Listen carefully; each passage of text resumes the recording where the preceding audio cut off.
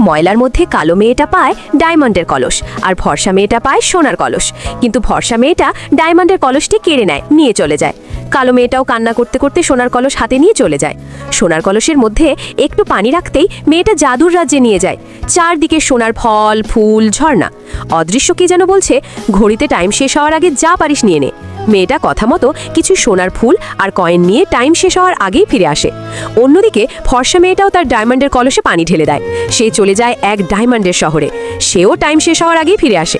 কালো মেয়ে স্বর্ণগুলো বিক্রি করে অনেক টাকা পায়। সেই টাকা দরিদ্র, গরিব, দুঃখী মানুষের মধ্যে বিলিয়ে দেয়, মসজিদ, মাদ্রাসায় দান করে। অন্যদিকে ফর্সা মেয়েটা ডায়মন্ড বিক্রি করে বিলাসবহুল বাড়ি, গাড়ি আর আরামের জীবন কাটায়। একদিন তার মনে লোভ জেগে ওঠে। সে ভাবে এবার গেলে আরও বড় ব্যাগ নিয়ে যেতে হবে। যেই কথা সেই কাজ। লোভের কারণে ডায়মন্ড ভরতে ভরতে টাইম শেষ হয়ে যায়। জাদুকরি ঘড়িটাও ভেঙে যায়, সেখানেই চিরতরে আটকে যায়। অন্যদিকে কালো মেয়েটা কান্না করছে, কারণ তার ভালো কাজের জন্য কেউ লাইক কমেন্ট করে না।